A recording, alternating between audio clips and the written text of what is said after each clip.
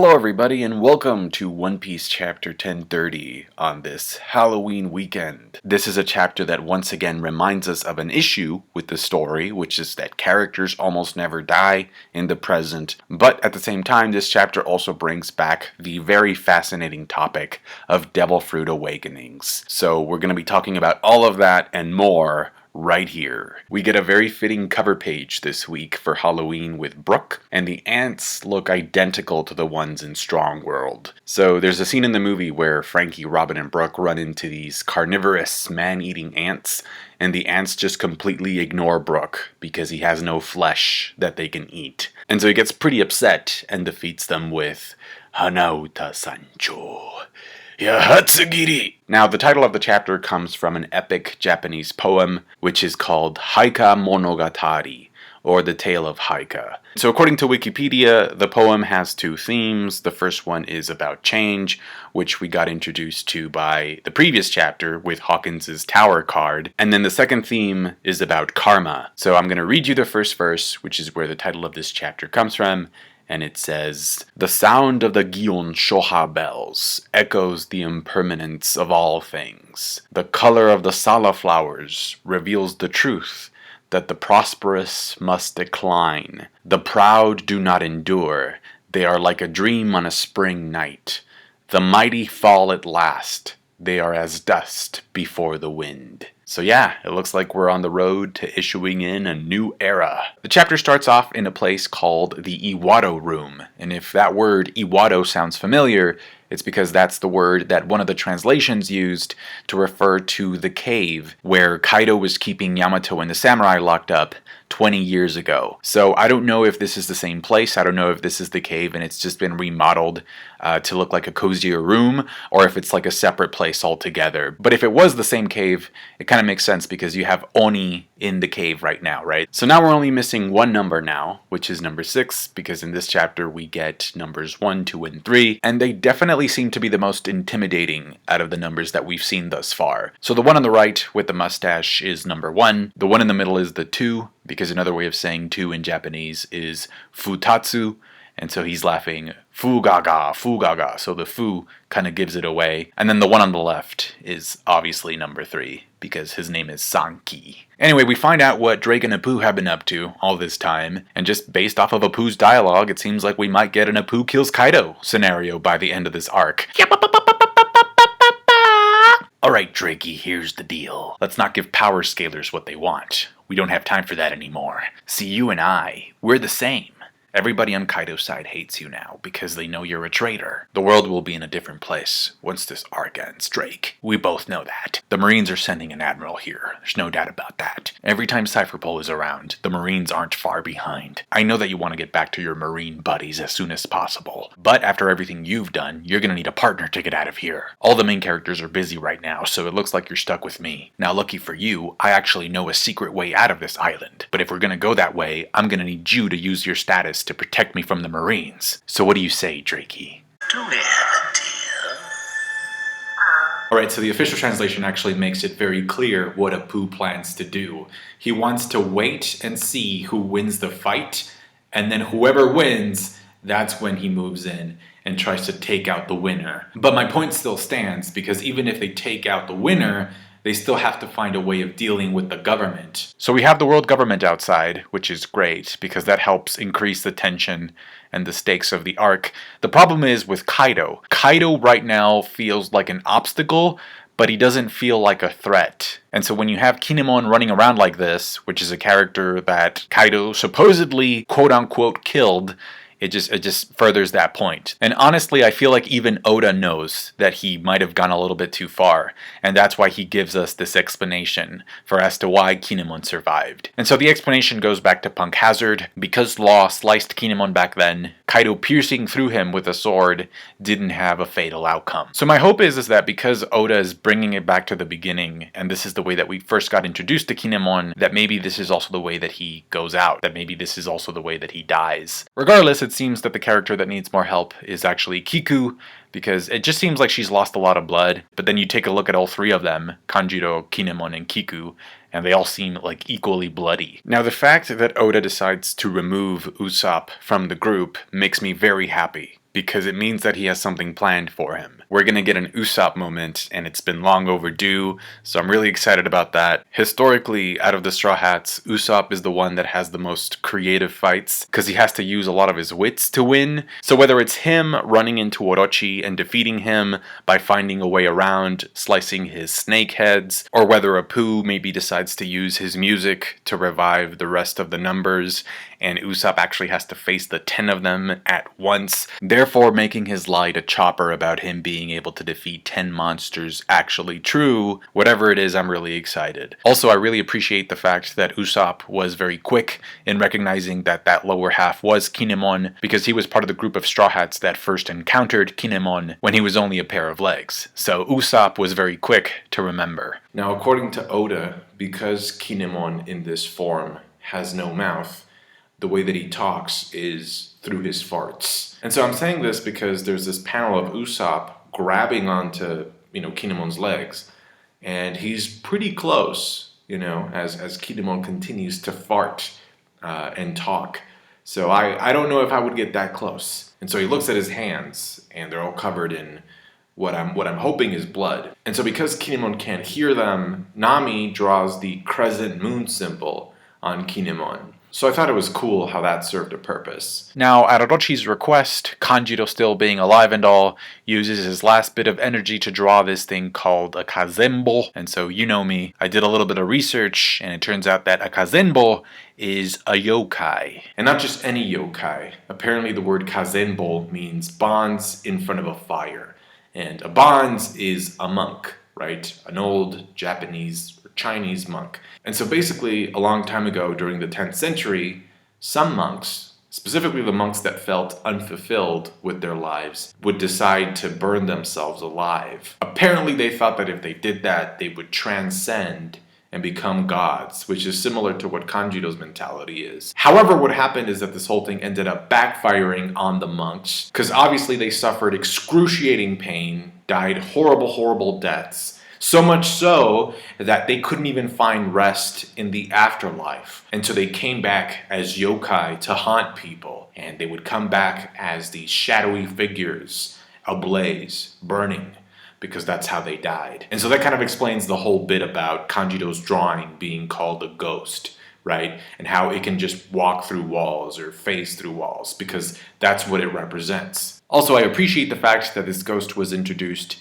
in the chapter that came out on Halloween. And so because the thing is a spirit, I thought, man, wouldn't it be cool if it could run into ghost form Brook? Maybe Brook could find a way of stopping it, and this would be his fight for the Ark. We get a very quick shot of Orochi, and at first I thought that he was actually in the basement, but looking around his surroundings, it's a different room. I believe that the last time we saw him, he was sort of peeking at the fight, or, at the conclusion of Inuarashi versus Jack. And he was like, who cares about Jack? And I believe that was on the second floor. So I think that's where he is right now. He mentions that he's waiting for Fukurokuju so that they can escape. And I thought, how? Is Fukurokuju going to use his earlobes like helicopters? And then you're going to grab onto him, and that's how you're going to fly away. It's kind of messed up too, because from what I understood, it almost seemed as if Orochi was telling Kanjuro to burn everything down, and that he himself, Orochi, would also go down with him. But no, here he is, waiting for helicopter Fukurokuju to pick him up. It looks like he's picking his nose in that panel. We get a shot of Momonosuke. He seems to be able to at least create small fire clouds now. And so he's starting to spam these little clouds in hopes that they could actually work together to stop the island from moving. We get a collage of different characters, some of which have already done a lot already, and some of which I wish would do more. We see that CP0 is on the move, probably because the place that they were in actually caught fire. Quick shot of Luffy fighting Kaido, and Kaido looks like he just literally got done using a hybrid form, Boro Breath. We get a look at the wings of the Pirate King, Zoro fighting King. King's face looks exactly the same as it did last time, so it doesn't seem like further damage has been done to his mask yet. And apparently Sanji running away last week didn't really mean anything, because he's back to fighting Queen again. And so I'm guessing that this means that whatever epiphany I thought that he was going to have Whatever light bulb moment I thought he was going to get by taking some time alone to reflect, it seems like that's going to happen in the middle of the fight now, during combat. Actually, I take that back. Sanji running away does serve a purpose,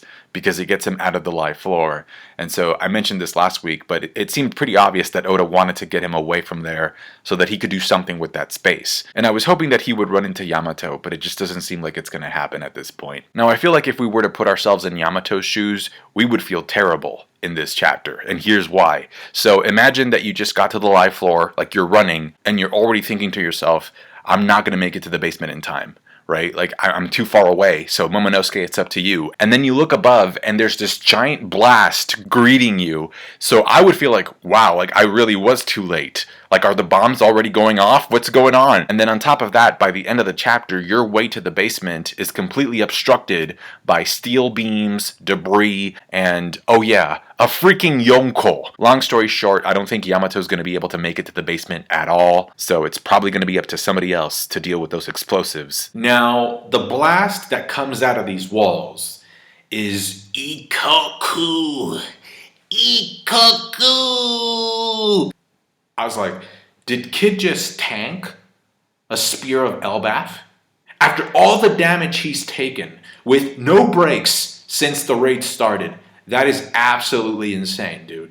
He tanked an Elbaf spear, an Ikoku sovereignty. No one on the side of the Alliance, except for Zoro, has a feat that even comes close to anything like this. As of right now, on the side of the Alliance, the only feat that surpasses this one is Zoro blocking Hakai. And we know that this attack from Big Mom essentially vaporizes everything in its path. So if you need any more proof that Kid's durability is broken, there you go. I think what happened is that Kid told Law, hey Trafalgar, we can't keep doing the same thing. So what I'm going to do is I'm going to collect my metal, create this floating robot thing that I do, and I'm going to keep her eyes on me. I'm going to be acting as a distraction.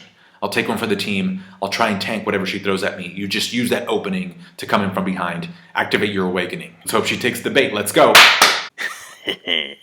Oi, oi, oi, Wanyaro. Listen to me, you little noob. Beyond the powers of a little baby, devil fruits have another stage. It's called Awakening Mode.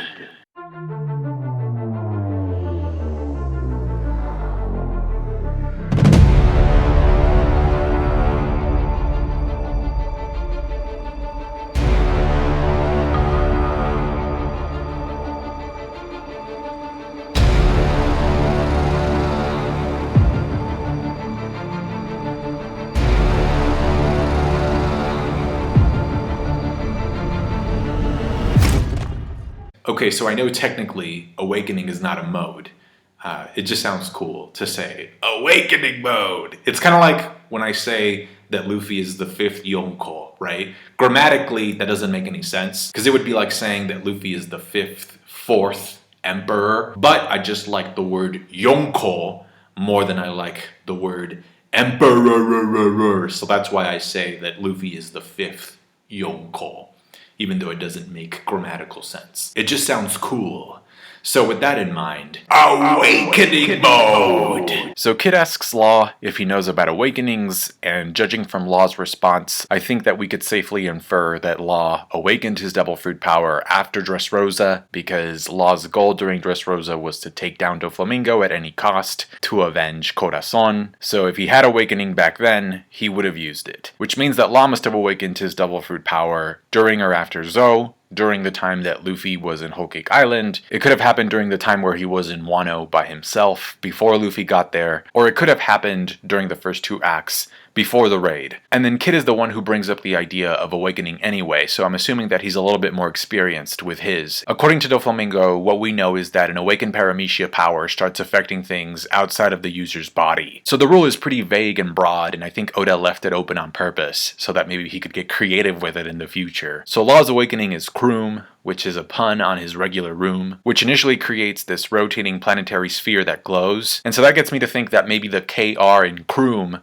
is actually a reference to the periodic symbol for krypton, because krypton is a noble gas that can react and light up, pretty much like a light bulb, so it can glow. And then I also found that the element has applications in the medical field as well, because it can produce better MRI images, specifically of the lungs. So it kind of makes it seem as if Law is prepping up Big Mom for Kid's magnetic resonance. So Law uses what appears to be like a more powerful version of his injection shot, but then given the internal damage that we see, it seems like it also has properties of his gamma knife, because we do see that Big Mom has been damaged internally. That being said, the most important aspect of Law's attack, for me at least, is that it's actually able to separate Big Mom from her homies. They all look like they're being squashed and pushed out simultaneously. And so we know that the biggest limitation for Law's room is that if you happen to have stronger haki than he does, you can essentially withstand the effects of Law's normal room. That's why on the rooftop, Kid asked Law, hey, can you use shambles on the Yonko?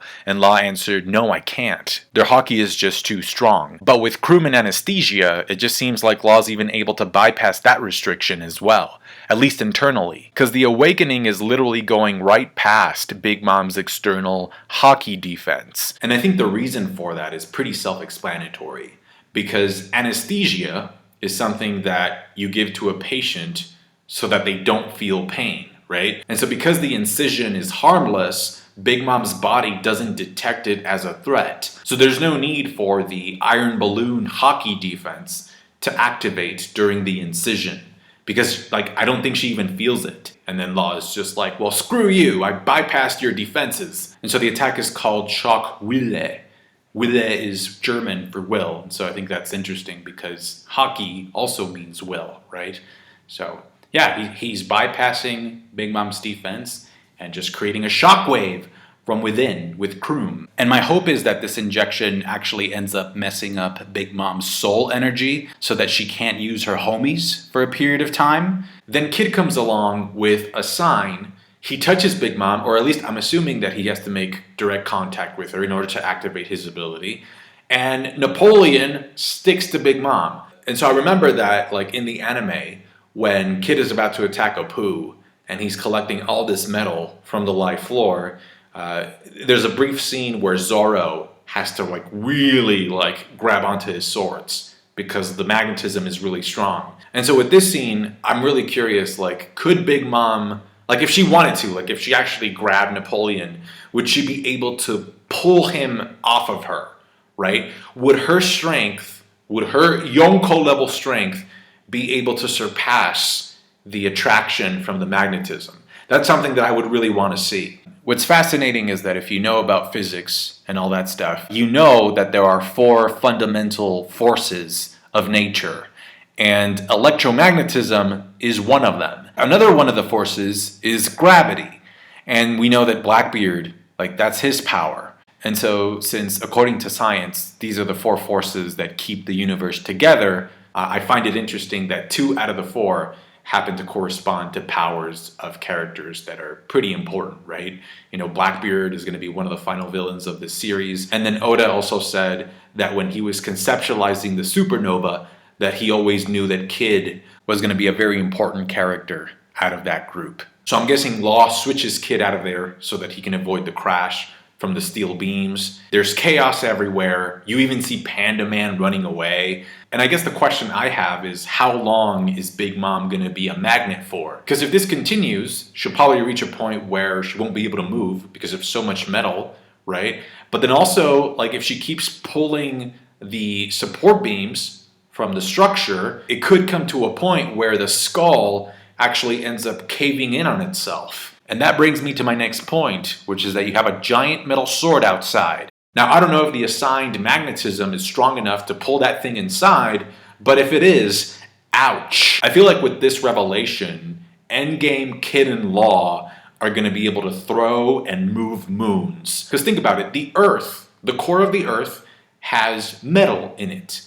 It's molten metal, but it's still metal. And then from what I read, the moon also has iron in its core. So I really wouldn't be surprised if come Endgame, we see Kid and Law, doing some satellite maybe even planetary level stuff. Zoro's probably going to be able to cut a moon in half, and then Luffy will probably be able to destroy one by punching it. And speaking of Luffy, I think this chapter pretty much confirms that he will be getting Awakening in this arc. There's no way that Oda would have given Kid and Law Awakening if he wasn't also planning on giving it to Luffy. So with that in mind, aside from the fake character deaths or the death fake outs, which we know have been an issue, I don't think that's new. I think that's we all know that that's kind of a thing with this story, is that Oda has a really hard time killing people in the present. At this point, I hope that Kinemon still being alive ends up serving a greater purpose than what I'm sort of anticipating or expecting. And at the very least, I do appreciate that it kind of pulls Usopp aside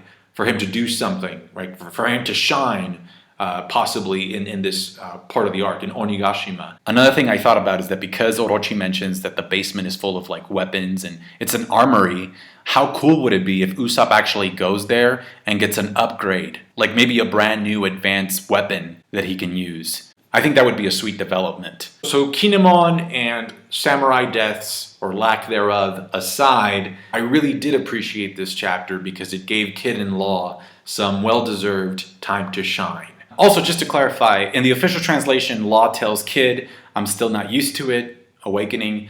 I'll do it if I'm on my last legs, but the stamina consumption is extreme and it ensures that I'll lose the battle. And then Kid goes on to say, the same is true for me. Now, personally, I found that translation to be a little bit too extreme because it pretty much makes it sound as if Law and Kid are saying that if they use Awakening, they pretty much forfeit the fight, that they're going to lose the fight if they use Awakening. And so I read other translations that kind of gave Law's words a different meaning, sort of like, a different phrasing. So I'm just going to read to you what the official Spanish translation says. And in it, Law says, it costs me too much energy and could cost me my life in combat. And so the difference in the wording makes it sound as if it's still like a pretty high risk that he's taking with Awakening, but it's not an automatic L. Like it's not that he's automatically going to lose the fight. That is going to do it for me today, guys. Thank you so much for watching. Thank you for all of your support. I hope you enjoyed this video. I enjoyed making it, had a lot of fun. It's always cool, like when you get excited about a chapter, right? To be able to make a review. So yeah, let me know your thoughts about it down below. Take care, and I'll catch you guys later. Bye. Happy Halloween.